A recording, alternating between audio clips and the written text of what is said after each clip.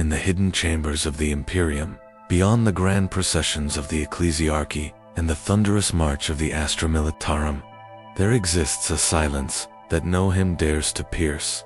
It is the silence of forgotten souls, men and women stripped of rank, purpose, and even name, whose existence has been reduced to little more than whispers in the dust of a cell. They are the prisoners of the Imperium, cast into the black cells of the Inquisition, the work camps of hive worlds, or the abyssal oubliettes carved beneath Fortress Mont. Their lives are not measured in years, but in the creak of rusted manacles, the hiss of recycled air, and the gnawing hunger that never leaves them.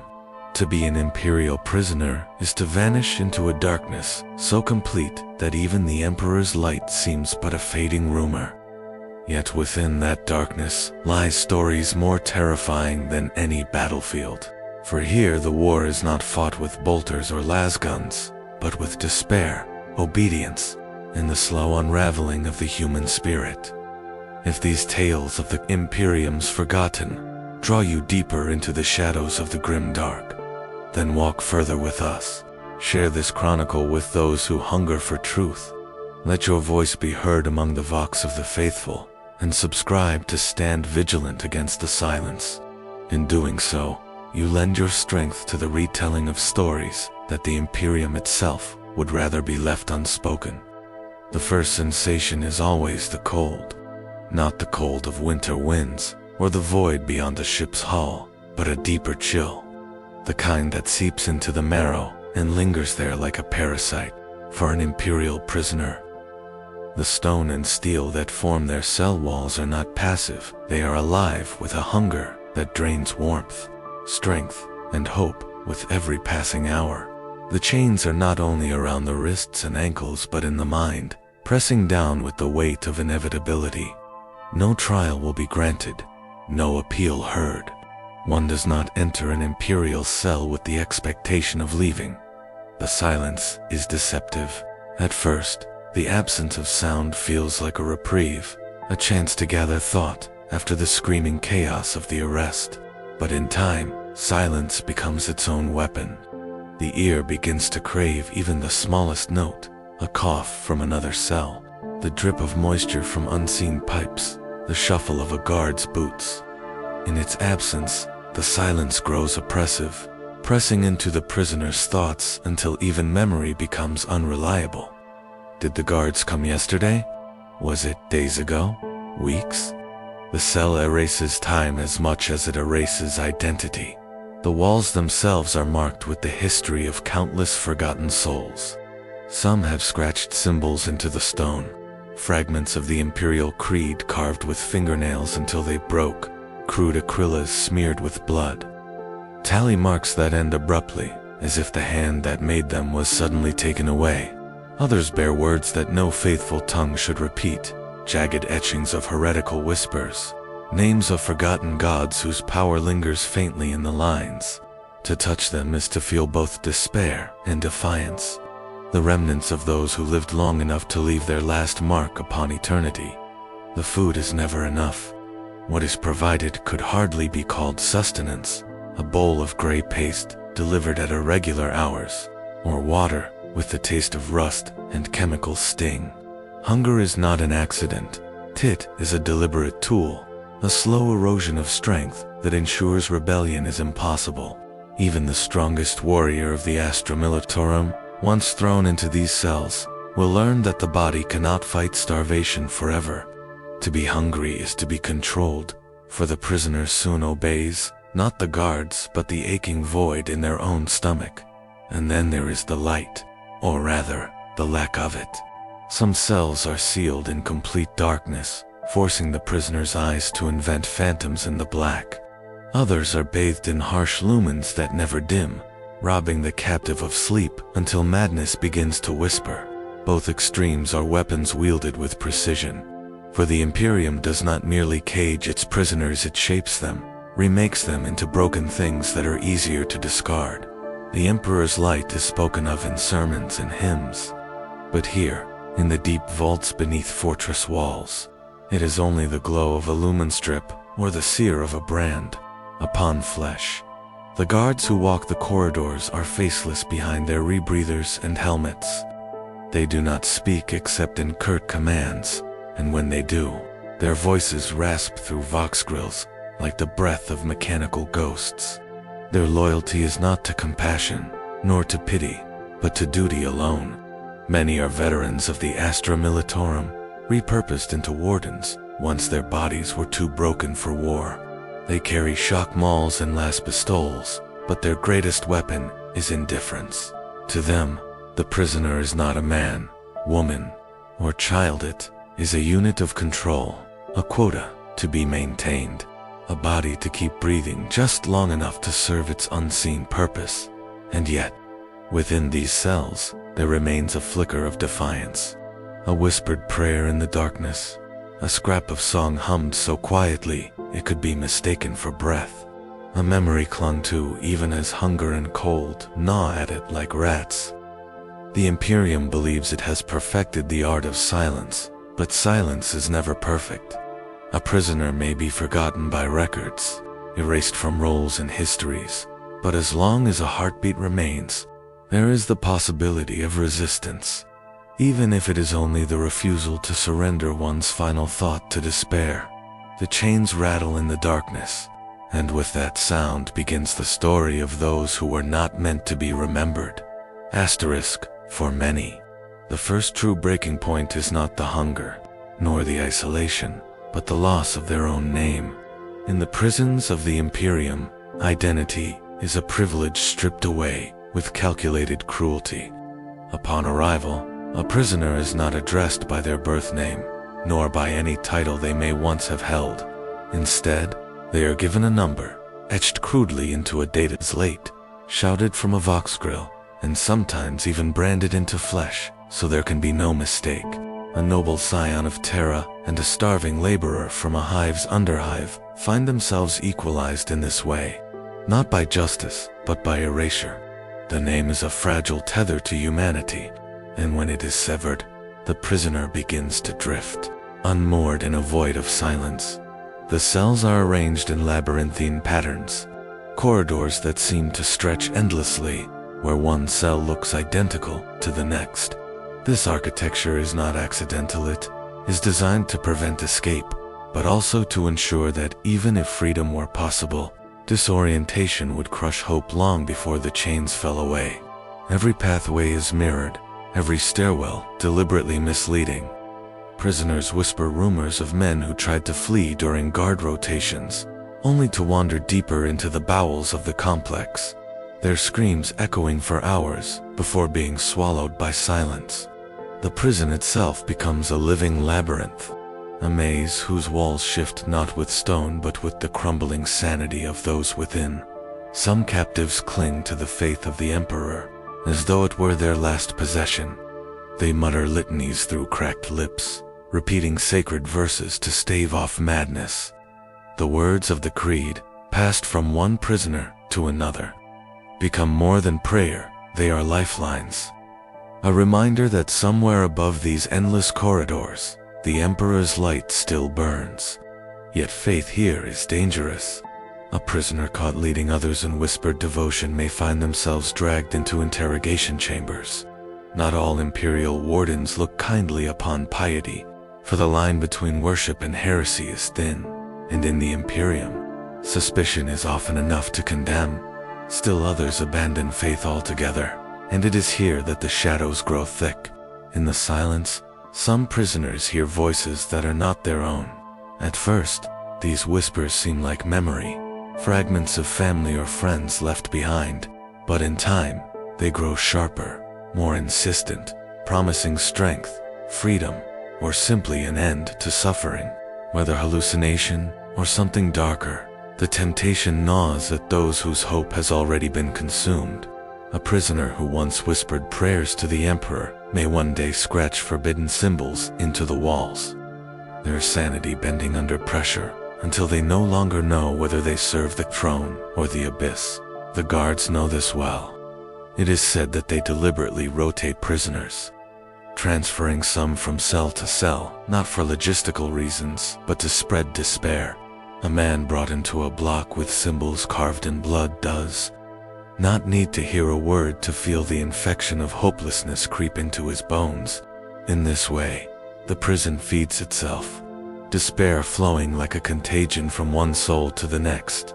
But not all resistance ends in failure. There are tales, whispered between cracks in the stone, of prisoners who endure decades within their cells, their will unbroken.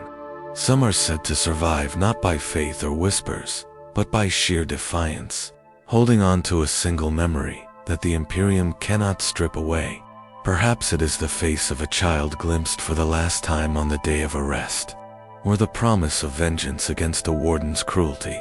These memories burn like coals in the darkness, refusing to die even when the prisoner's body withers. Whether these men and women are real or merely phantoms invented to inspire hope is impossible to know. But in a place where silence is designed to crush the soul, the mere possibility of endurance is a form of rebellion. Time, in the cells of the Imperium, is not marked by days, but by suffering. Some survive for years. Others are gone within weeks, broken not by blade or lash, but by the absence of anything at all. And when one vanishes, taken away by faceless wardens in the middle of the night, the silence grows heavier for those who remain, for they know that the fate of the forgotten is not release. It is simply another step deeper into the endless, echoing dark. There are prisons where the walls sweat with damp and rot, but there are others so dry that even breath feels like dust. Across the Imperium, no two cells are entirely alike, for they are shaped by the worlds that house them. On hive planets, the cells are carved into the bones of the spires under layers, pressed against toxic vents that choke prisoners slowly over years. On void stations, the cells are little more than iron coffins stacked upon each other, suspended above the endless abyss, where the silence of space mirrors the silence of captivity. On feudal worlds, the prisons are stone keeps remade with efficiency, their dungeons retrofitted with cogitators, vox grills, and lumens, to ensure that even the oldest oubliette serves the Emperor's design. No matter the place, the experience remains the same.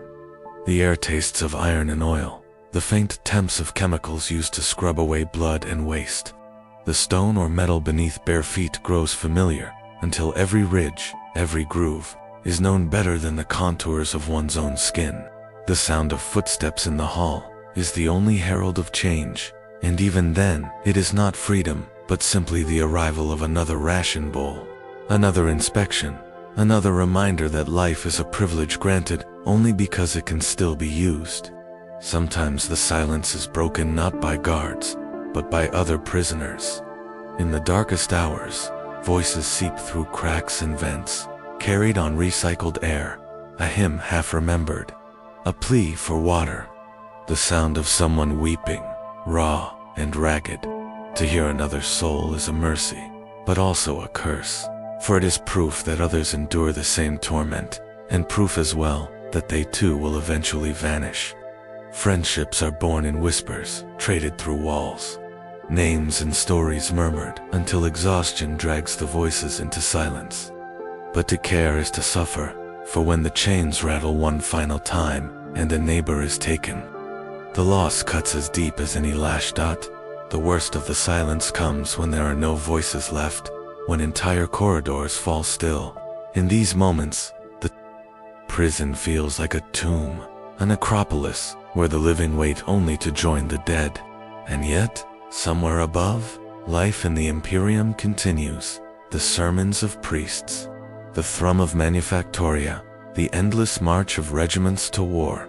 For the prisoners, these things exist only as memory.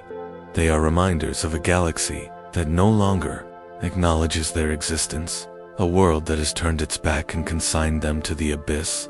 But if the silence is a tomb, then it is one filled with ghosts. The longer one lingers within the cell, the more certain it becomes that unseen eyes watch from the corners, that footsteps echo where no guard walks, that whispers hum through the walls without mouths to shape them. Perhaps it is the madness of isolation. Perhaps it is something older, darker, slipping through cracks in the veil to feed upon the despair of the forgotten. There are prisoners who swear they have seen figures in the dark, shadows that move against the lumen glare, hands that brush their skin when no one is near. Some cling to these visions as proof of something beyond the Imperium's cruelty, while others scream until their voices break, begging for the phantoms to leave them be. Still, the chains hold, and the silence endures. The prison is not built merely of stone and metal, but of despair itself.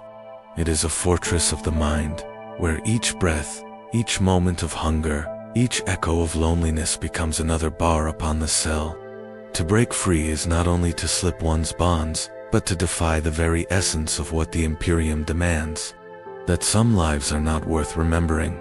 And so, in the endless silence, the prisoners wait, bound not only by iron, but by the weight of being forgotten. There are moments, rare and fleeting, when the silence breaks in ways that prisoners will never forget. A scream torn from a throat, somewhere down the corridor, echoing until it becomes unrecognizable. The crash of a door being wrenched open, followed by the shuffle of boots dragging someone away. The hiss of a vox grill crackling to life with orders in a voice stripped of all humanity. These sounds are never explained. A prisoner is taken, and the void swallows them. Their cell is left empty, a hollow reminder that absence itself is part of the punishment. Those who remain are left to wonder what fate claimed their neighbor: execution, interrogation, servitorization, or something worse. Something that the Imperium does not put into records. Every disappearance is a warning. Hope is a fragile ember here, and when one is extinguished, the others flicker in the draft. Some prisoners clutch tighter to memory, repeating names and faces to themselves until their lips bleed, as though speaking the past can anchor the present. Others surrender quietly, curling into corners and whispering nothing at all, already rehearsing for the grave. Yet a few the dangerous fuelet, the vanishings harden them. To these souls, every scream becomes a vow, every loss a seed of hatred that grows silently in the darkness. They wait, patient as stone, for the moment when silence might be broken by their own hand. The guards know this too. They watch not only for weakness, but for the glint of resistance, stamping it out before it can spread. Beatings are public, even in places where the prisoners cannot see, because the sound of a man's ribs breaking can travel farther than sight. Punishments are calculated performances.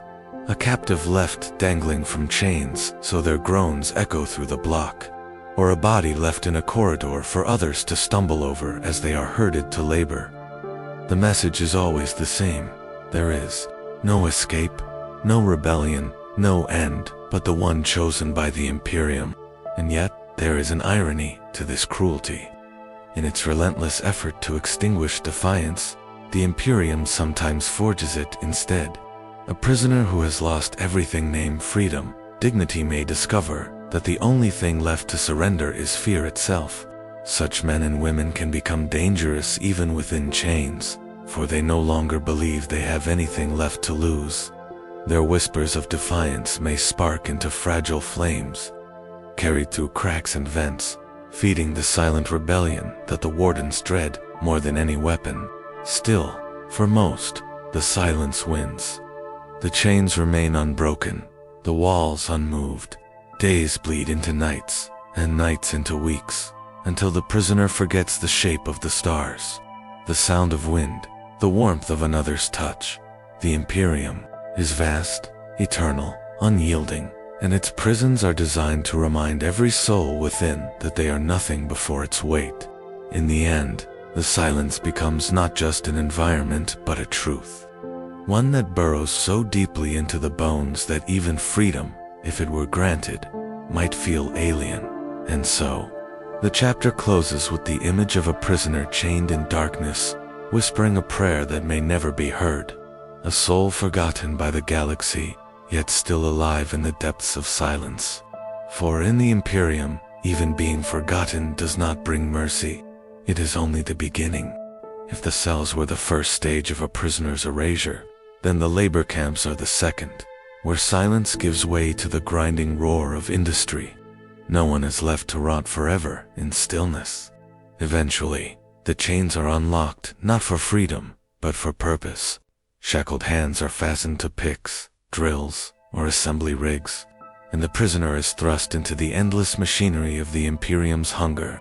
The Imperium does not merely punish, it consumes, and in its consumption, it finds utility, even in the broken.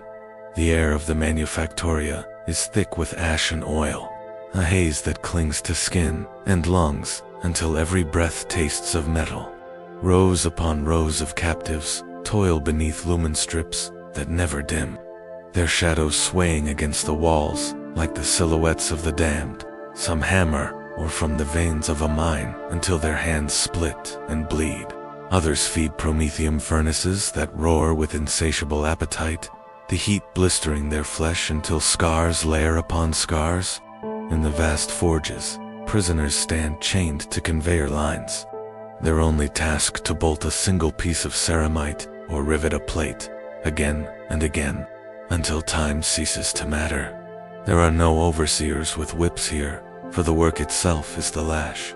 The machines demand obedience, and a single misstep can mean being dragged into the gears, crushed into a red mist before the next worker is shoved into place.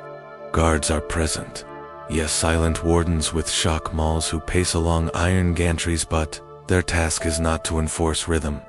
The rhythm is the machine's, and it is merciless.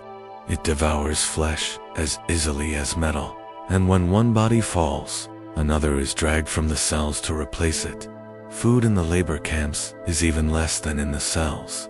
Prisoners are given only what will keep them breathing long enough to fulfill their quotas. The meals are counted not in calories, but in hours of labor. One bowl of protein sludge for every 12. Perhaps a crust of hard bread for 20. Water is laced with metallic temps, drawn from the coolant reserves of the forge itself. Hunger becomes not only a constant companion, but a measure of time. For the prisoner knows that when the ache deepens beyond bearing, another shift must be ending, and yet, it is not the hunger nor the exhaustion that crushes most souls, it is the futility. The Imperium's machine is endless. No matter how much ore is cut, how many rivets are hammered, how many crates of promethium are sealed, there will always be more. The prisoners labor not toward completion, but toward perpetuity. Every task is a circle with no end, and in that circle, the human spirit is meant to break. To work is to suffer, and to suffer is to serve. That is the creed of the prison labor camps, unspoken yet branded into every hunched back. Some whisper that the Imperium does this not simply to extract labor, but to ensure that every prisoner dies twice, once in body and once in meaning. For, in the endless labor, the individuality of the soul is dissolved. 1,000 men hammering, drilling, welding, feeding the same furnace, they become one faceless organism, a mass of hands and sweat that lives only to turn wheels it will never see stop. And when they finally collapse, their corpse will be shoveled aside with as little ceremony as a broken cogitator part. But there are those who cling to fragments of self, even here. A worker may carve a mark into a beam each time they pass it, a tally of days survived. Another may whisper a song from their home world under their breath, so faint it vanishes into the machine's roar, but still burns in their heart. These are tiny rebellions, almost invisible, yet powerful in a place designed to erase identity. They do not change the machinery, but they remind the prisoner that they still exist as something more than fuel. The prisoners do not always know what their work serves. Some are told nothing, their labor vanishing into anonymous supply lines. Others suspect they are forging shells for basilisk cannons, plating for chimera transports, or even fragments of power armor for the Adeptus Astartes. But to most, it does not matter. Whatever leaves the forges will never be credited to them. It will leave bearing the seal of the Adeptus Mechanicus, or the mark of the Munitorum, while the hands that bled upon it vanish unnamed into ash. The Imperium thrives on such silence, and in that silence, The machinery of suffering turns without pause. Asterisk, not all labor is industrial. Some prisons are situated on frontier worlds where the Imperium's hunger is for stone, soil, or blood. On such planets, captives are marched from their cells into pits where they dig trenches that stretch 4 kilometers, or quarries where the rock never seems to end. The sun beats down without mercy, or else the wind howls and cuts like a blade, and still the work continues. Overseers pace the ridges above with lasguns in hand, firing warning shots at those who stumble. If the weather claims a worker heatstroke, frostbite, collapse it is seen as natural culling. The Imperium wastes nothing, but it mourns nothing either. There are also agricultural prisons, though to call them fields would be misleading. These are not green, fertile spaces, but dust-scoured expanses where captives bend their backs to scratch nutrients into poisoned earth. Crops are twisted, bioengineered things, designed to grow in soil that would choke normal wheat or barley. Prisoners are ordered to harvest them with bare hands, their skin peeling from chemical burns, their lungs corroded by pollen engineered for rapid growth. These harvests feed billions far away in the hive cities, while those who harvested them rarely taste the food themselves. Yet in some prisons, the labor is stranger still. The Inquisition maintains hidden sites where captives are not worked to produce materials, but to test them. Here, prisoners are marched into chambers filled with toxins, radiation, or psychic bleed, their agony carefully recorded by servoskulls hovering overhead. Their labor is not to build, but to suffer in ways that yield knowledge. How long can an unshielded body endure the edge of a plasma vent? How many seconds before a xenospore consumes the lungs? Which breed of tyrannid venom kills faster? These are the questions written in screams, and the prisoners are the ink. To be chosen for such a place is to vanish not only from life, but from history. For even the records of their torment are sealed in archives only.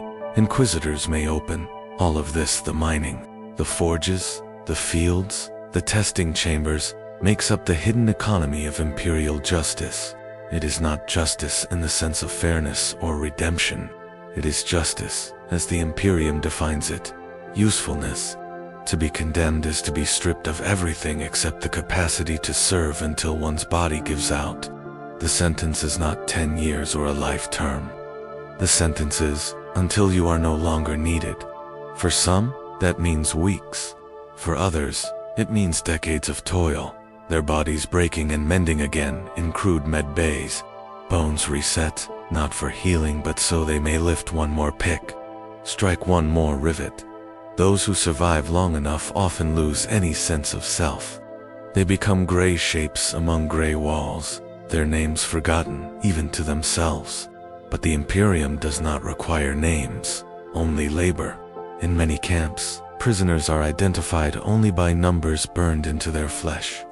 To speak one's own name aloud is a small rebellion, often punished with lashes or solitary confinement. The irony is bitter. Names are forbidden because they keep hope alive. Yet even without names, whispers still pass in the shadow stories of escape. Legends of other worlds. Prayers to the Emperor muttered, not with devotion but desperation. The Emperor's name is a curious thing in these prisons. For some, it is the only light they cling to, a promise that their suffering has meaning, that their labor feeds his will. They endure because they believe he watches.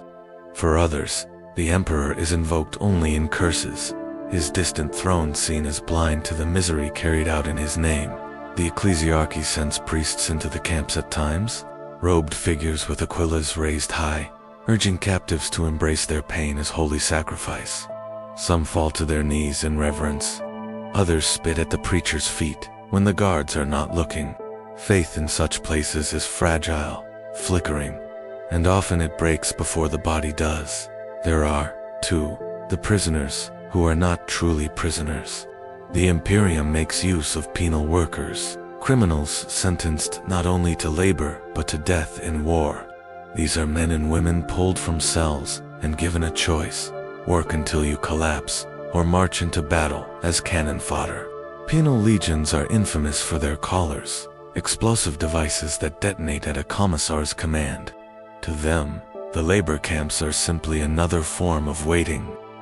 Each rivet hammered, each rock crushed, is another day before they are handed a laskin with no charge pack and sent into the jaws of heretics or Xenos. Among such men, death in battle is often welcomed, for it is quicker than the slow grinding of the forge. But for those who remain within the camps, there is no such release.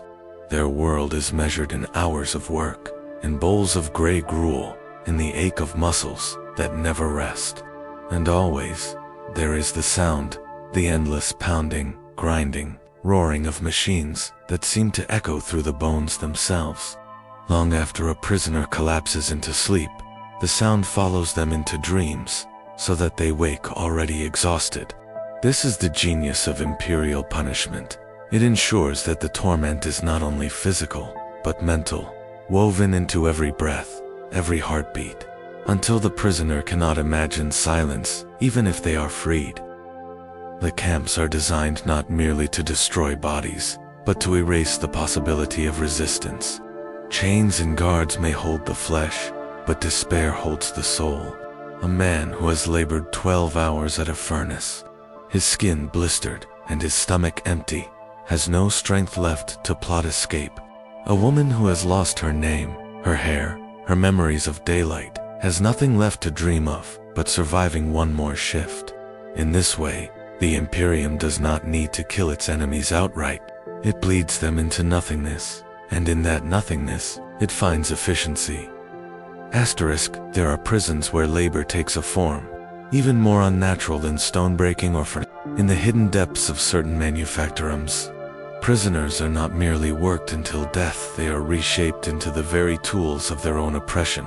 The Mechanicus maintains facilities where condemned men and women are harvested for parts, their bodies bound to iron frames, their minds pared down to fragments of obedience. These are the servitor foundries, where punishment and utility merge in the most horrifying expression of imperial pragmatism. The process begins with selection.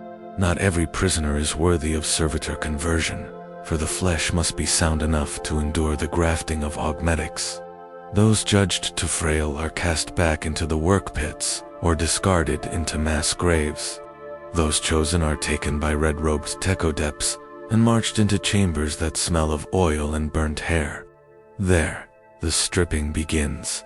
Their clothes, their hair, their teeth, anything not required for the Mechanicus's design is torn away. The screams echo through corridors of steel, not as protest, but as punctuation to a ritual older than most worlds. Neural cauterization follows. Memory, personality, and individuality are erased with crackling probes that burn away the parts of the mind deemed inefficient. Some resist even as the brain is seared, clinging to a last shred of self. The adepts call this corruption and scour it without hesitation. When the smoke clears, what remains is no longer a prisoner, but a husk awaiting purpose. Augmetic arms are fused where flesh once was. Hydraulic pistons slam into bone. Vox grills are jammed into ruined jaws. The result is a being without identity, stripped of past crimes, stripped of hope, stripped even of despair. It is simply a machine, yet one that still carries the shape of what was once human. For those still in the cells, the knowledge of this fate is a terror greater than execution. Death at least holds a finality, a silence. To become a servitor is to have one's body condemned to endless labor, even after the self has been extinguished. Many whisper prayers not for freedom, but to die before the red robes select them. It is a paradox of imperial justice. Even the damned beg for the mercy of death. And yet, servitor foundries are only one layer of this machinery of suffering. In certain camps, mutation itself is harnessed as punishment. Prisoners exposed to rad wastes, warp-tinged atmospheres, or chem-tainted runoff sometimes twist into forms that defy reason. Extra limbs sprout, eyes multiply, skin sloughs away like melting wax. Normally, such creatures would be burned as heresy. But in the darkest camps, overseers simply chain them and drive them harder. A mutant arm with 6 fingers grips a pick more firmly. A warped spine can be forced to haul heavier loads. The Imperium despises mutation, but it despises waste even more. And so, broken bodies are used until they collapse into abominations unfit for any labor, at which point the pyres are lit. Some prisoners try to hide their deformities, wrapping rags around swollen flesh, whispering vows to the Emperor in hope he will heal them. But the guards always find out. They drag the afflicted into the open, mock them as heretics, and use them as warnings. Mutation is not simply punished, it is made into spectacle. The crowd is forced to watch as the burning begins. The smell of charred skins saturating the lungs, the flames casting shadows that dance on the walls. Each execution serves as both purge and reminder. The Imperium tolerates no deviation, even in those it has already damned. And still, deeper horrors remain. Certain black cells, under inquisitorial command, do not seek merely to punish, but to break the veil between flesh and knowledge. Captives are injected with unspeakable concoctions, xenos toxins, demon-tainted ichor, unreleased mechanicus serums, while scribes record every convulsion and scream. Some prisoners survive these experiments, their bodies forever altered, their minds shattered beyond recognition. These survivors are often chained in cages and paraded as examples of what lies beyond obedience. Others simply vanish, their remains ground down and recycled into the nutrient vats that feed the next generation of prisoners. In these places, even death is consumed. It is said, in whispers too dangerous to voice openly, that there exist prisons where psychers are kept, not as individuals, but as raw material. These camps, hidden in the folds of bureaucracy, are rumored to funnel their captives directly to the black ships, where the soul itself becomes currency. A psyker in a prison knows 2 futures: to be drained until husked, or to be shackled and cast into the great furnace of the astral. The Emperor burns with their essence, and the prisons provide the fuel. To those watching, this is holy necessity. To those living it, it is a nightmare without escape. This is the machinery of suffering, a system so vast and so thorough that no part of the human being is wasted. Flesh becomes servitor, mutation becomes labor, psyche becomes fuel. Even despair itself becomes a weapon, for it keeps the captives docile. The Imperium does not punish to redeem, nor to deter. It punishes to extract every possible drop of utility from the body, mind, and soul. Only when all has been consumed does it allow the prisoner to die, and even then, sometimes the corpse has one last use as biomass for corpse starch rations, or as ash spread into manufacturing vents to harden steel. And through it all, the irony lingers. The prisoners are told they serve the Emperor, that their pain is a tithe, their labor a holy offering. They are told they are nothing, yet their nothingness is everything to the great machinery of the Imperium. It is a paradox so brutal that most cease questioning it. To ask why is more dangerous than to endure. Silence is survival. Endurance is prayer. Asterisk. What binds all of these torments together is not simply cruelty, but design. The prisons of the Imperium are not chaotic chambers of random punishment, nor are they tailored to individual crimes. They are machines, and every cog within them is calibrated to grind down the human form until it becomes a resource. It is easy, for those who live outside such places, to imagine prison as a margin of society, a corner where the unwanted are thrown. But in truth, the prison is not a margin at all. It is a reflection of the Imperium itself, compressed and sharpened to its cruelest edge. The Imperium exists to consume worlds, peoples, resources, even time itself. Its prisons are the same. Each captive is stripped of identity, drained of strength, robbed of future, until nothing remains but the labor given. Even the act of despair is useful, for despair keeps the masses from rising, binds them into obedience, and ensures that the great edifice does not falter. This is the lesson learned in every forge, every mine, every servitor foundry. You are not here to repent. You are here to be spent. And yet, amid the smoke and the ash, there are flickers that refuse to die. A whispered prayer, not out of faith, but defiance. A scar deliberately carved into flesh to remember a name. A fragment of song carried across the clamor of drills and hammers. These are not revolts, not uprisings, only tiny lights guttering against the dark. But for those who hold them, they are everything. They are proof that something human still survives within the machinery, even if that survival lasts only a heartbeat longer than expected. In time, though, even lights flicker out. The machine does not sleep. Its overseers do not tire. The forges burn endlessly. The mines echo without pause. The servitor foundries hum with their mechanical hymns. The individual flame of a prisoner's resistance dies, and another is dragged into place. The Imperium endures not because it is merciful, but because it never ceases to grind. And in that endless grinding, it has perfected something most terrible of all: the power to erase without killing, to hollow out the living and leave only echoes behind. Some say that this is worse than death, that to be trapped in the Imperium's prisons is not to live or to die, but to linger in the gray between, neither flesh nor spirit, neither sinner nor servant, to exist only as fuel, not for oneself, but for a machine that will never acknowledge your existence. It is in this void, this limbo, that most prisoners lose themselves completely.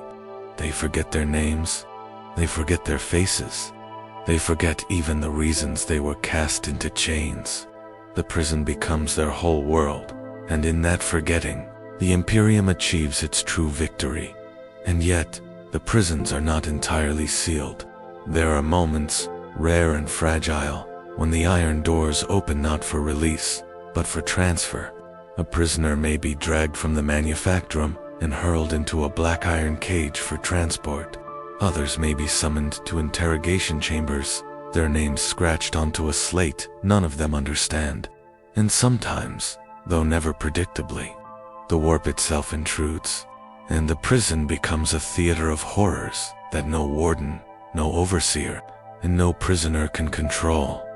It is in those moments that survival takes on a different meaning.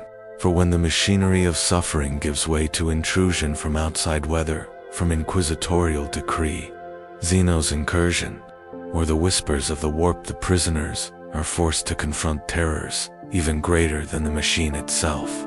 And so begins another layer of existence in the dungeons of the Imperium, one where the suffering is no longer measured by hours of labor, but by how long one can endure the intrusion of powers far beyond human grasp. Asterisk. There are prisons within the Imperium that are not defined solely by their iron bars or their manufactorum furnaces, but by something more insidious and unseen, weight that presses against the mind, a whisper that coils in thought like smoke. To those who have never felt it, the warp is an abstraction, a distant terror that priests rail against from the safety of their pulpits.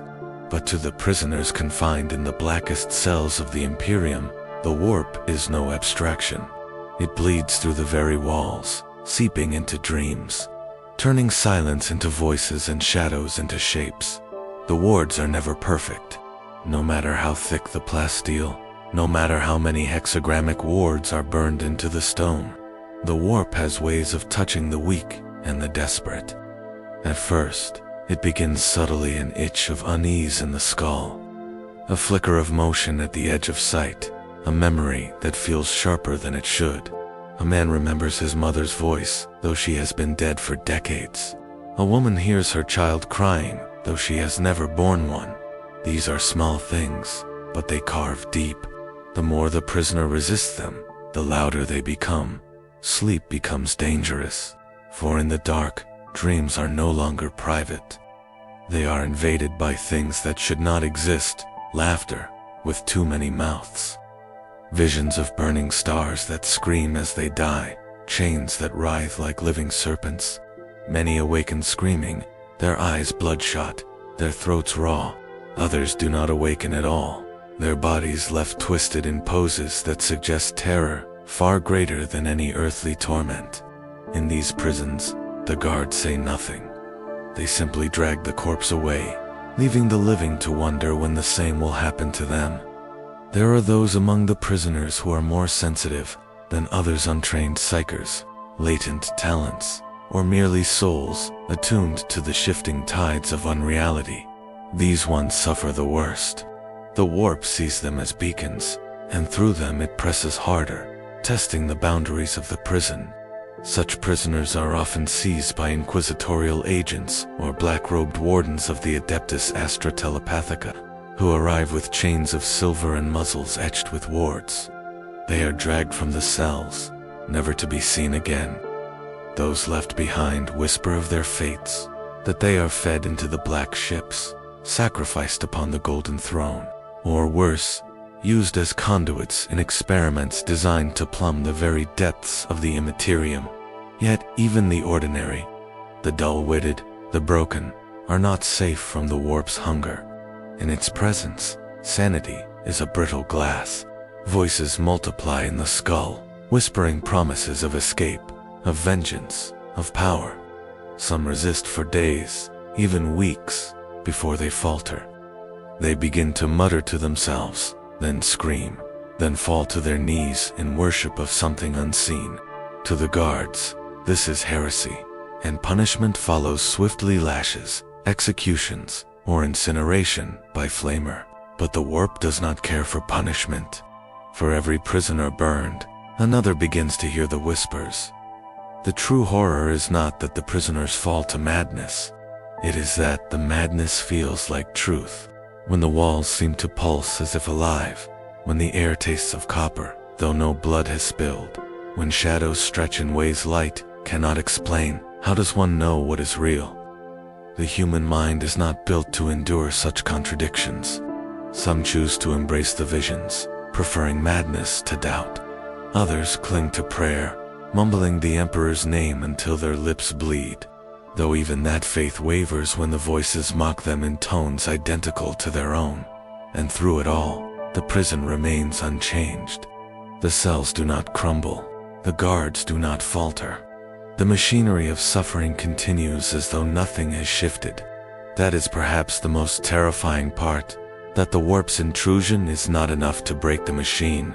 It simply threads itself into it, another layer of torment woven into the fabric of imperial punishment. For some prisoners, there comes a moment when they are brought before figures far worse than any warden or guard, the inquisitors. Cloaked in authority older than most empires, they step into the prisons not as overseers, but as hunters. They seek the warp's taint, and they find it wherever it hides in. A twitching hand, a muttered word, a dream retold. Those marked are taken, bound in chains of cold iron, and dragged into chambers none returned from. Rumors spread like contagion, that their bodies are dissected for signs of possession, that their souls are cast into void cages where even death is denied, that they are broken open until secrets of the warp spill free. The irony is not lost on those who watch their fellows taken. The warp itself is the prison's greatest warden, yet the Inquisition punishes the prisoners for failing to resist it. To live in such a place is to walk a blade's edge. Resist too little, and the warp consumes you. Resist too much, and the Inquisition suspects you of hiding power. Survival is not a question of strength, but of balance, knowing when to scream, when to stay silent, when to pray, when to feign sleep. Every choice is a gamble, and every gamble is life or death. And so, in these shadow-haunted prisons, the true punishment is not labor, nor hunger, nor pain. It is the erosion of certainty. The prisoner no longer knows what is within and what is without, what is dream and what is waking, what is self and what is corruption. The bars may hold their bodies, but the warp gnaws at their very souls, and there is no escape from its hunger. Sometimes, the warp's presence does not remain a whisper. There are prisons where the veil grows so thin that reality itself begins to buckle, and entire cell blocks shift under its weight. One night the walls are cold steel. The next, they sweat like living flesh. Doors lead to corridors that loop back on themselves, while staircases descend into chambers that no architect ever designed. Guards march prisoners in a straight line, only to find themselves returned to the same gate. Their boots caked in dust that was not there before. No one admits it openly, but everyone knows the prison has begun to bleed into the immater, IUM. It is in these moments that riots spark, though they are never true revolts. A revolt demands clarity, a vision of freedom, but the warp gives only chaos.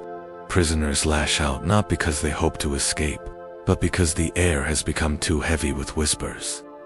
Because their dreams claw at their waking eyes. Because their own reflections move without them. They tear at each other, at the guards, at the walls themselves, as though violence might shatter the illusions. But violence only feeds the warp, and the prison descends into slaughter. The guards, for all their cruelty, are not immune. They too hear voices, see shadows, feel the weight pressing behind their eyes. Some fight harder against it, clinging to their shock malls and their orders as though obedience might shield them. Others crumble, their discipline rotting into fear. There are tales of entire squads vanishing in the dark, their screams echoing for hours before falling silent. When new wardens arrive, they find the chambers slick with blood, but devoid of bodies, as though the warp itself claimed its due. Prisoners whisper that sometimes, in the thick of these episodes, figures appear. Not guards, not inmates, something else. Shapes that stride through the fog with too many limbs, or none at all. Faces that are familiar and alien in the same glance. One prisoner swore that he saw his brother, dead for 20 years, standing beyond the bars and beckoning him to follow. He did, and when the others woke, all that remained were his chains, twisted as though melted by fire. Were these visions, tricks of the warp, or echoes of truths beyond understanding? None can say. All that is certain is that the prisons become haunted, and those who live within them are never alone, even when silence falls. Inquisitors know of these events, of course. Some prisons are abandoned after such disturbances, their halls sealed with wards and their records erased, but others are left deliberately open, used as test sites. The prisoners inside are treated as bait, their minds as tinder, their screams as data. The warp intrudes, the scribe's record, and the cycle repeats. Few things reveal the Imperium's paradox so clearly as this. It fears the warp utterly, yet it exploits even its terrors when it can. For knowledge is power, and power is worth any cost, even the souls of thousands forgotten captives. The result is an atmosphere of unending dread. Every creak of iron, every flicker of lumen, every shift in the air becomes suspect. The prisoners learn to mistrust their own senses, to doubt even the ground beneath their feet. There are nights when a man hears footsteps pacing outside his cell, but when the door opens, no one stands there. There are days when the rations arrive sour, writhing with maggots that vanish as soon as he swallows them. To speak of these things aloud is dangerous. Guards call it heresy, and fellow prisoners call it madness. And yet, silence is no shield, for in the warp's presence, truth and madness are indistinguishable. Those who endure the longest are not the strongest of body, but the ones who learn to bend without breaking. They compartmentalize, sealing each day into its own box, never asking what is real beyond the next breath. They pray not for deliverance, but for numbness. They teach themselves to live in fragments. This moment, this chain, this task, anything larger is too dangerous. And yet, even this defense erodes, for the warp is patient, and it whispers with infinite voices. When the madness becomes too thick, the only mercy is to forget. And in forgetting, the prisoners lose what little of themselves remains. Their names fade, their memories vanish, and they become shadows moving through shadows. The prison continues to function. Work is done. Orders are obeyed, but the people inside are already half ghosts. their humanity leached away by something they cannot fight, and in that hollowing silence, the warp wins without ever needing to strike. Asterisk when the warp presses too close, when riots and hallucinations no longer suffice to contain its hunger, the wardens of the Imperium enact what they call purification rites. To the prisoners, they are nothing but massacres draped in liturgy. The alarms begin with a low drone that rattles the bones, followed by the hiss of incense flooding the corridors. Red-robed priests march with censer chains swinging, their mouths spilling canticles and Binharic code. Behind them come squads of guards clad in rebreathers, flamers slung at their sides. The prisoners know what follows: the cleansing fire. Entire cell blocks are torched without question, every occupant reduced to ash in the name of the Emperor. It does not matter if the warp has touched only one soul, or none at all. Doubt itself is guilt, and in guilt, there is no appeal. Some burn quietly, surrendering to the flames with whispered prayers. Others fight, clawing at the walls, at their captors, even at each other, desperate to prove they are still human. It changes nothing. The fire consumes, and the priests declare it holy. The survivors, those whose blocks were not chosen, are left trembling in silence, their faces slick with sweat, wondering when the next purification will come. The psychers fare worst of all. Even a hint of psychic resonance is enough to bring the black ships or the inquisitorial acolytes. They are dragged into ritual chambers etched with wards, strapped to iron frames, and burned alive in controlled immolations meant to close the rift. The screams echo down corridors, mingling with the prayers of guards who thank the Emperor for his vigilance. But for those who hear it night after night, there is no gratitude, only the hollow certainty that faith is as merciless as flame. There are whispers, always whispers, that in some prisons, even the Emperor's light falters. The Astronomicon, said to burn eternal in the warp, sometimes dims in the sight of psychers trapped in these cells. They speak of its flame sputtering, of a shadow falling across his radiance. The priests dismiss this as heresy. The Inquisition silences any who dare record it. Yet the rumor spreads, because prisoners share their dreams, and too many dreams bear the same image. A great light flickering against a tide of darkness. To live with such visions is to exist in a paradox. The Emperor is the prisoner's only hope, yet the warp shows them images that corrode that very hope. Some cling harder to faith, their lips raw from prayer, their skin scarred by self-inflicted penance. Others turn their faith inward, deciding that even if his light falters, they will carry a spark of it in their own flesh. Still others give in entirely, whispering praises not to the Emperor, but to the voices that echo from beyond. For them, the prison is no longer a cage, but a womb, birthing them into something new, something terrible. The guards, for all their cruelty, fear this more than anything.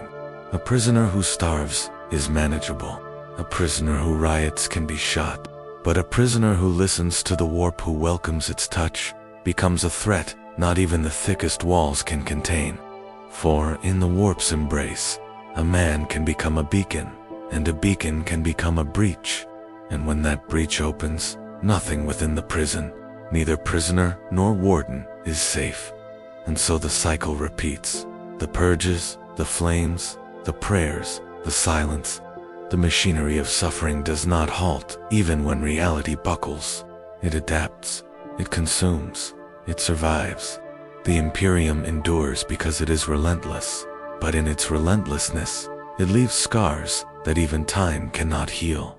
For the prisoners who witness such things, there is no true survival. Even if their bodies live, their minds remain haunted, forever caught between the Emperor's promise and the warp's whisper. In the smothering dark, endurance becomes its own kind of myth.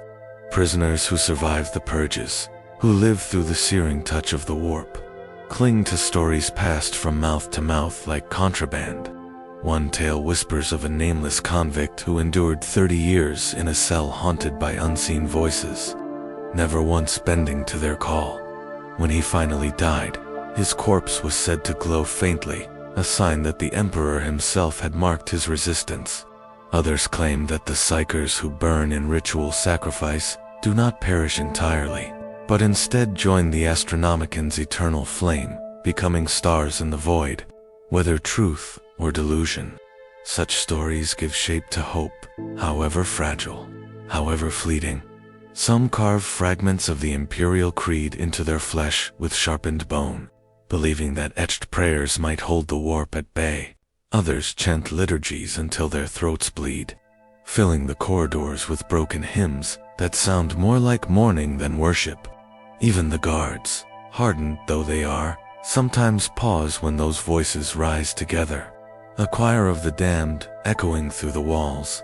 For an instant, the prison feels less like a place of punishment, and more like a cathedral built upon despair. Yet not all cling to the emperor.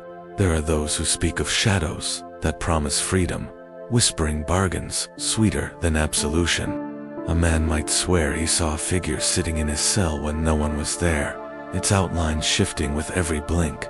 Another might claim that the flames of the purification rites whispered his name, promising power if he only reached into them. Most dismiss such accounts as madness, but the warp is fertile soil for belief. And belief, whether in the emperor or the enemy, can take root in the weakest cracks of the soul. The prison itself seems to know this. The walls sweat with condensation, but sometimes the droplets form in strange patterns, like script in forgotten tongues. Air recyclers groan with static, and in that static, voices rise childlike, mocking, pleading. Doors jam for hours without reason, releasing only when blood is spilled near their thresholds. Each anomaly becomes part of the folklore, proof that the prison is no mere fortress, but a place where reality frays thin. And so, endurance is no longer survival, alone it is interpretation. To one man, the warp's whispers are proof of damnation. To another, they are a test of faith. To a third, they are an invitation to something beyond. The cells become chapels of interpretation, each prisoner carrying their own private creed, their own justification for drawing breath another day. But the warp does not relent, and the Imperium does not yield. Every ritual purge, every sanctioned immolation, every whispered rumor of the Emperor's light flickering builds toward an unspoken truth. The prisons of the Imperium are not merely cages of iron and stone. They are crucibles, where faith, madness, and despair are smelted into something unrecognizable. The survivors are no longer who they once were, and those who vanish into the silence taken by ritual, execution, or warp itself become part of a darker mystery, one that the Imperium never records, but never ceases to perpetuate. The shadows of the warp never release their prey. They linger in the bones of those who walk free, in the silence of those who never return, and in the haunted songs of those who still whisper prayers in cells. Too dark to see, there are prisons within the Imperium where the roll call never truly ends, where the tally of bodies never matches the numbers recorded at intake. Men and women vanish, their cells found empty in the morning, their names struck from the slates with a precision that suggests deliberate design rather than bureaucratic error. To those who remain, these vanishings are more terrifying than any execution. For at least the condemned who march to the pyres or the firing squads leave behind a visible end. The disappeared leave nothing but silence, and silence in the Imperium is more dreadful than screams. The guards never speak of it openly, but their behavior betrays the truth. Some sections of the complex remain permanently sealed, their corridors closed with seals of wax and purity chains that no prisoner or warden dares disturb. Whole cell blocks are rumored to be emptied overnight, their occupants marched away in single file, faces covered, identities erased. Where they are taken is unknown. Some claim the black ships visit under veil of secrecy, claiming psychers whose whispers have grown too strong for containment.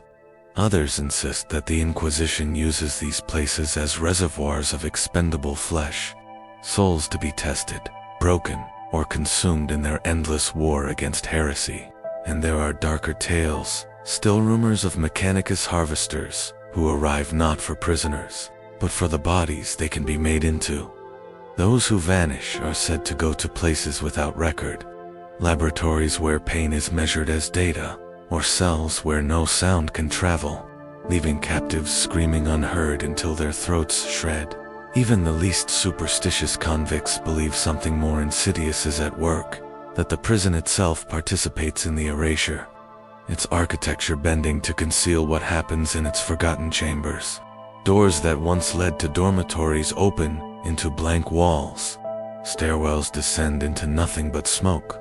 Names written on the walls by desperate hands fade within hours, as though the stone itself swallows their memory. Among the prisoners, the vanished are remembered only in whispers, their absence recounted like ghost stories. Men murmur of a cellmate who shared his last crust of bread one night, then was gone by dawn, as if he had never been. Women pass on half-heard hymns, claiming they were taught by voices belonging to the disappeared, lingering in the stones, unwilling to be forgotten. In such stories, silence becomes animate, a predator stalking the weak and the lost. The more people vanish, the more silence grows, until the whole prison seems to breathe in time with it. And yet, there is also a perverse hope in this terror. Some believe that to vanish is to escape the endless torment of chains and whips. They whisper that the disappeared are taken to hidden sanctuaries, that perhaps some of them serve now in higher callings, chosen by secretive hands for roles more vital than anyone could comprehend. These rumors keep desperation alive. A man will tell himself that if his name is called in the night, he is not doomed, but elevated. He tells himself this, because the alternative that he will simply be erased, swallowed by the machinery of silence, is unbearable to face. The black ships are spoken of with more fear than any prison barge or fortress penitentiary. They drift across the void like leviathans, their holds crammed with psychers dragged from every corner of the Imperium. To the prisoners who vanish in the night, it is whispered that these ships are their destination. Shackled, gagged, and blindfolded, they are herded into the holds where the air hums with restrained energy, a pressure that bends thoughts inward until minds shatter under their own weight. Few ever return from the black ships, and those who do are husks, hollowed creatures who cannot even recall their names. But the black ships are not the only hands of disappearance. The Inquisition maintains its own hidden chambers, buried deep in fortress worlds and unnamed moons. To be taken there is to step beyond the limits of survival, into a theater of silence designed for interrogation and obliteration. Some are broken until they confess to crimes they never committed, their words used as justification for purges that sweep entire worlds. Others are reduced to tools, living specimens upon which heretical technologies are tested, or psychers whose screams are used to chart the boundaries of warp phenomena. There are no records, no graves, no markers left behind. The Inquisition thrives on silence because silence is obedience, and obedience maintains the Imperium. Then there are the Mechanicus harvesters. Their arrival is marked by the shriek of machinery, the hiss of incense burners, and the grinding chant of binary prayer. To them, the flesh of prisoners is raw material, a resource to be stripped, reforged, and recycled. An arm becomes a servolimb, a spine, a conduit, an eye, a targeting array. Some are reshaped into servitors, their humanity stripped away in a flood of augmetics and chemical lobotomies. Others are reduced even further, their parts claimed for experiments too profane to name. The screams echo only briefly, quickly lost beneath the chanting of the tech priests, who see no crime in the work. To them, silence is not an absence, but a form of efficiency. Yet the greatest silence is not in the ships or the chambers or the laboratories. It is in the erasure of memory. Prisoners are trained to remember those who vanish, but over time, even memory falters. The human mind, when pressed by suffering, learns to forget. Faces blur, voices fade, The disappeared dissolve into the fog of collective despair until even their closest companions cannot recall the shape of their laughter or the cadence of their speech. Silence wins not only by consuming the body, but by devouring remembrance itself. Still, rumors persist. Some say the vanished become ghosts that stalk the corridors, shadows that watch from the edges of torchlight. Others claim they are transformed into warriors of another kind, conscripted into secret regiments, or bound as pious shields against the warp. A few insist that their silence is not an end, but a weapon that the Emperor himself gathers their erased souls, forging them into an army beyond mortal sight. These tales may be delusion, born of fear and hunger, but in the absence of truth, stories become the only shield against the void. The machinery of silence does not grind swiftly. It works patiently, grinding away at the body, the voice, the memory, and finally, the meaning. What remains is an absence so profound that even the most faithful fear it more than death. For in death, there is martyrdom, there is the possibility of legacy. There is at least the trace of a name carved into the ledger of the Imperium. But in silence, there is nothing. And nothing is the most terrifying fate of all. The silence cannot be fought with fists or chains. It is not a guard to be struck down, nor a wall to be climbed. It creeps into the marrow, a pressure that gnaws at the will until even the strongest bend beneath it. And yet, in the hidden corners of the prison, men and women invent rituals to resist its reach. Some scratch names into stone with fingernails or shards of bone, desperate to preserve memory against the tide of forgetting. The walls of certain cells are etched with hundreds of marks, each one representing a vanished soul. Though no one can say how many of those marks remain legible after the damp and the passing years have worn them down. Others braid scraps of cloth into tokens, passing them hand to hand as a promise that the bearer will not be erased. In such small acts, defiance flickers, though the silence always waits to smother it. The guards, too, are not immune, though they walk with shock mauls and bolt pistols, though they speak in the clipped voices of discipline, even they feel the weight of the van. Some carve purity seals onto their armor, others mutter litanies beneath their breath as they patrol the corridors. Rumors spread among them as easily as among the prisoners. A guard may swear that he heard his own name whispered in the static of his vox, spoken in the voice of a convict who had vanished weeks before. Another may find the bunk where he sleeps scrawled with words he cannot recall writing, fragments of prayers twisted into something darker. The silence hunts them too, and they know it. To survive, many turn to faith, but even faith fractures under the pressure. Some prisoners gather to chant the litany of endurance, believing that each repetition carves their existence into the Emperor's memory, making them harder to erase. Others take darker paths, whispering invocations to powers forbidden, wagering that any god is better than none when faced with the void of silence. The warp stirs at such words, and in the dimness of the cells, strange phenomena blossom, candles burning without flame, walls that pulse like living flesh, shadows that move when no body stands to cast them. For those desperate enough, these signs are proof that something answers when they speak. Not all resist. For some, surrender is easier.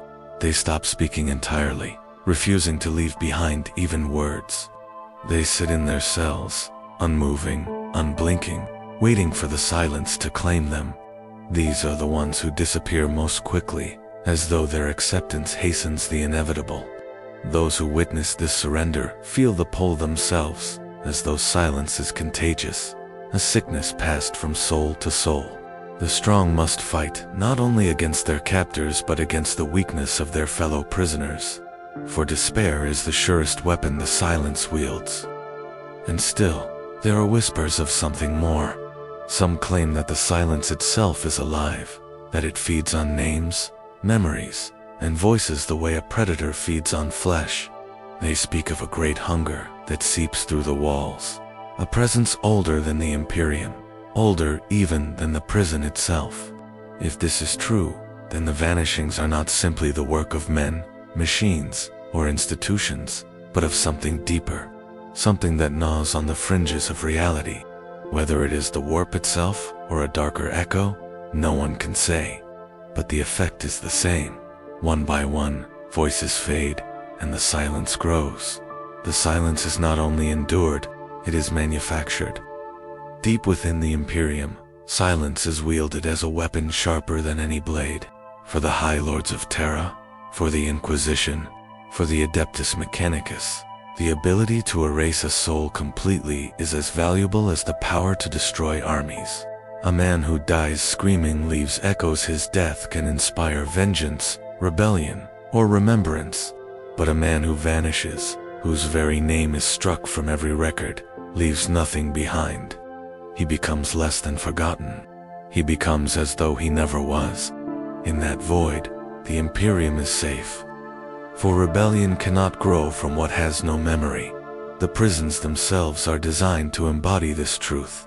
The architecture is labyrinthine, corridors twisting into one another with no clear end, stairways leading to doors that should not exist.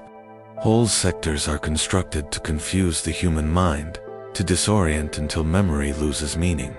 The prisoner who walks these paths comes to doubt even his own footsteps. It is no accident that records vanish with him.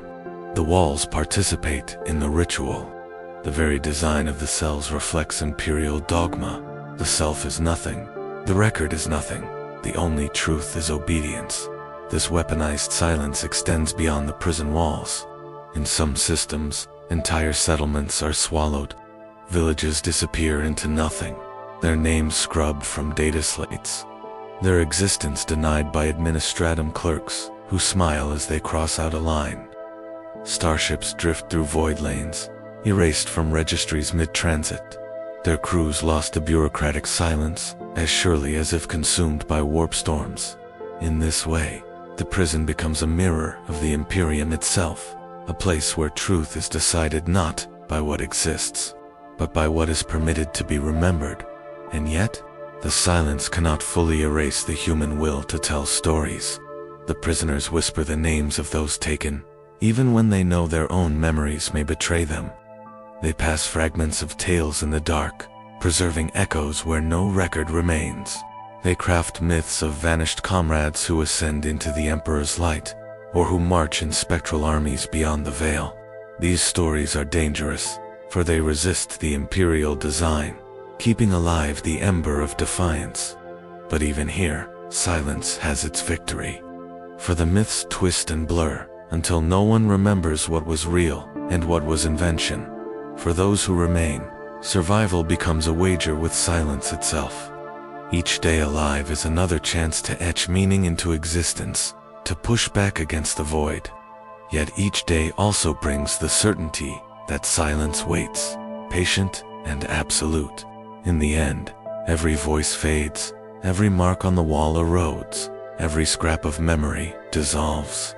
All that remains is the machinery, grinding ceaselessly, efficient in its cruelty, endless in its hunger. And so, when the prisoners speak of silence, they do not speak of absence. They speak of a force that shapes them, a shadow that governs their lives as surely as chains and whips. Silence is the law. Silence is the weapon. Silence is the Imperium's most perfect tool. The chapter closes here, but the story does not. For beyond silence lies something greater still, forces not bound by cells or records, shadows that stretch into eternity. To reach for them is to step into realms of rumor and faith, into truths that may never be known.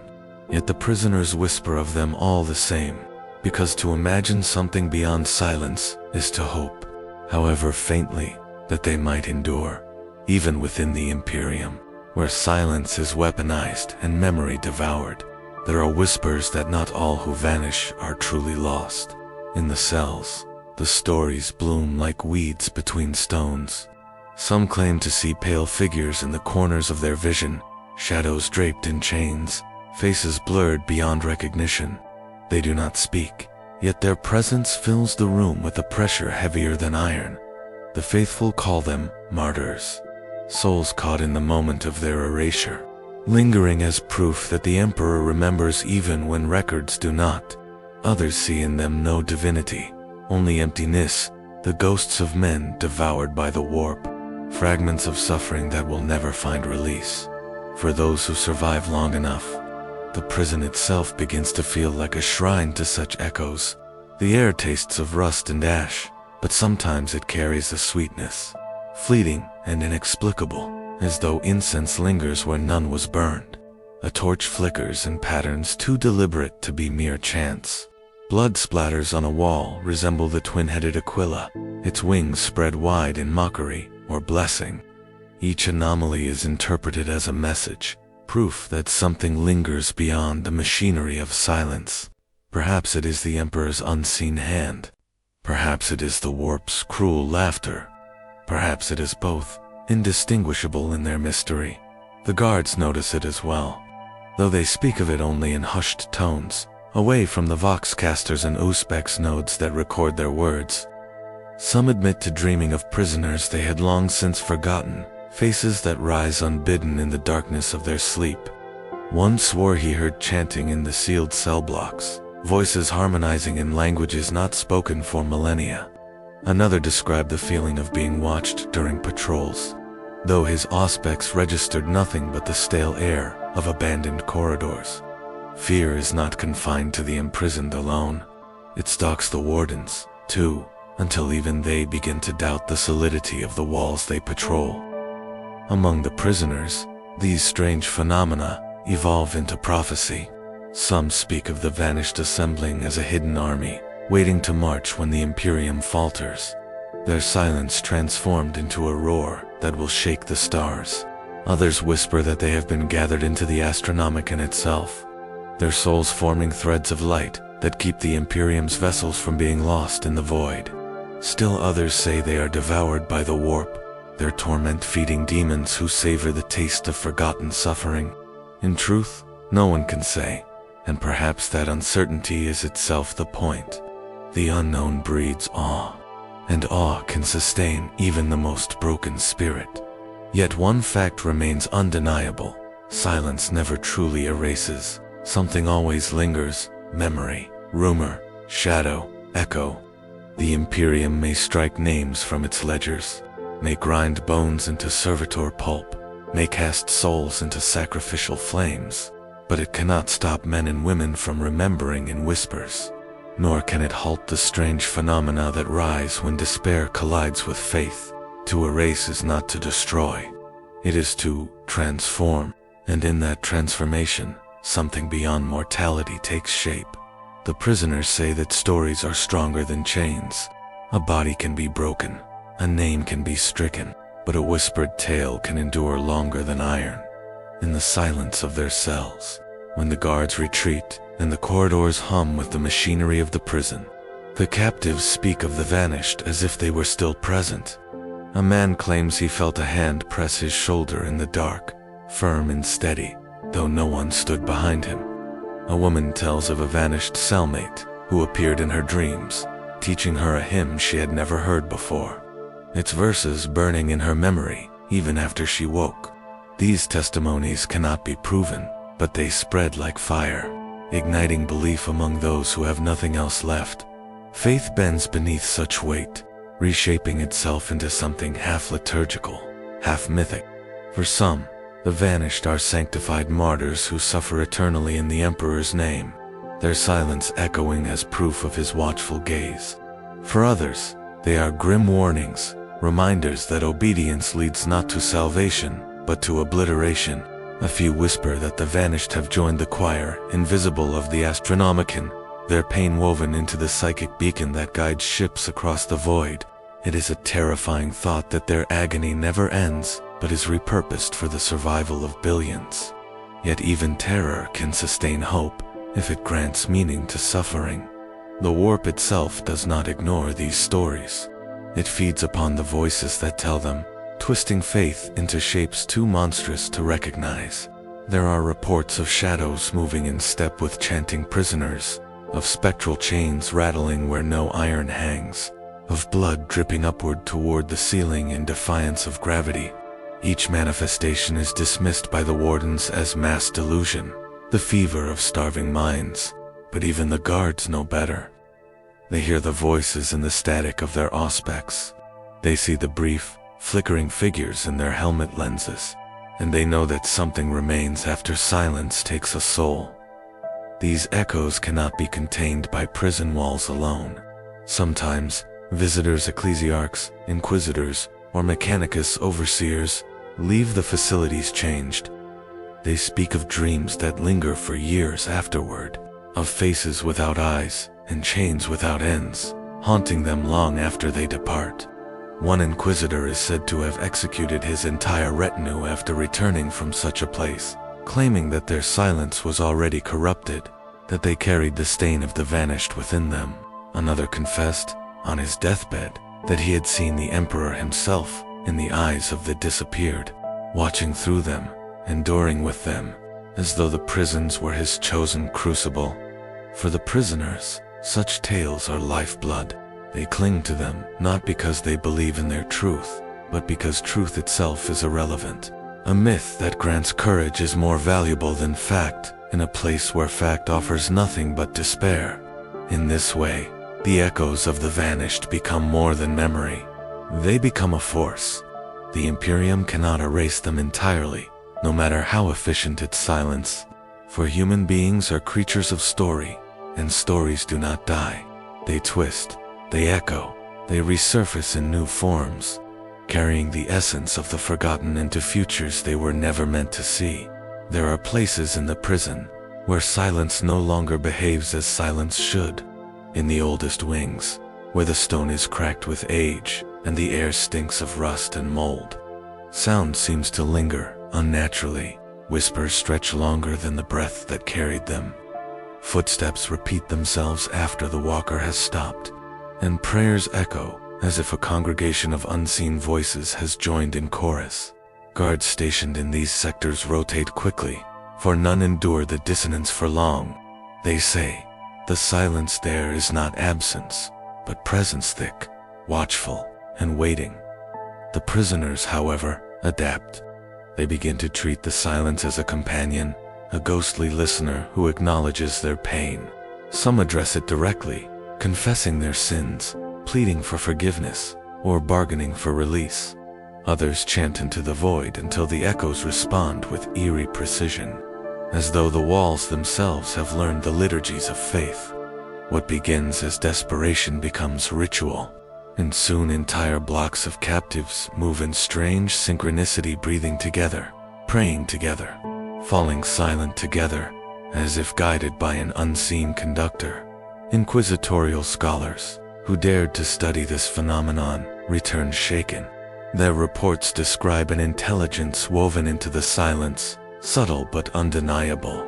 It is not the warp in its raw, ravenous form, but something refined, something sculpted by countless souls, crushed, silenced, and forgotten, like sediment layered over millennia.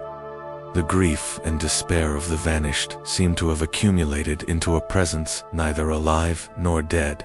One scholar called it the chorus of absence. Another, less charitable, wrote only, "It is the emperor's shadow," or else his reflection. But even that is too comforting a thought, for, at times, the silence grows violent. Prisoners have been found with their tongues torn out, though no weapon touched them, as if the very act of speaking was denied by the void they inhabited. Guards have walked patrols only to vanish mid-step, their boots and weapons clattering to the floor while the air swallowed the rest. Entire cell blocks have been found empty, meals uneaten, chains unlocked, as though the prisoners had been absorbed into the silence itself. Yet none of these events lead to rebellion or escape. Instead, they deepen the atmosphere of awe and dread. The prisoners do not see themselves as captives alone, but as part of something vast and eternal, a choir of suffering that cannot be extinguished. To them, disappearance is not annihilation, but ascension and initiation into the hidden order of the vanished. The silence becomes not their oppressor, but their sanctuary, a cathedral of absence where the emperor's judgment is delivered without words. The Imperium, in its bureaucratic stubbornness, records these anomalies as containment irregularities or unexplained disappearances. But in the haunted corners of its vast machinery, whispers spread that silence itself may be learning, that the grief of billions is shaping into something the Imperium cannot control. The prisons were built to suppress hope, to bury memory, to break the will of humanity's enemies and its own people alike. Instead, they may have birthed something eternal, an echo that will outlast even the Imperium. The silence of the prison lingers long after its final echoes have died. Walls that once absorbed every scream now carry the weight of what can never truly be silenced, the memory of suffering carved into stone, into flesh, into the very fabric of the Imperium. Perhaps the inmates were broken, perhaps they were forgotten, perhaps their songs faded into ash beneath the fire of compliance. Yet nothing endured in those cells without leaving a trace, and in Warhammer's dark millennium, traces can grow into legends, or into curses. For the Imperium, such places are necessity's factories of obedience, furnaces where disloyalty is incinerated before it can spread. But behind the masks of faith and duty lies a truth far older and far sharper. No chain lasts forever. No silence remains absolute. The prisoners may be faceless, their names lost to data slates, erased by decree. Yet in the void of their absence, something far louder emerges, a whisper of their endurance, a murmur of their defiance, an echo that even fire cannot consume. And so the question lingers, heavier than iron and darker than void, in a galaxy where even the Emperor himself is chained to his throne. Is it truly the prisoners who are forgotten? Or is it the Imperium that risks forgetting itself? Because in the endless silence of the 41st millennium, every whisper carries weight, and some whispers never die.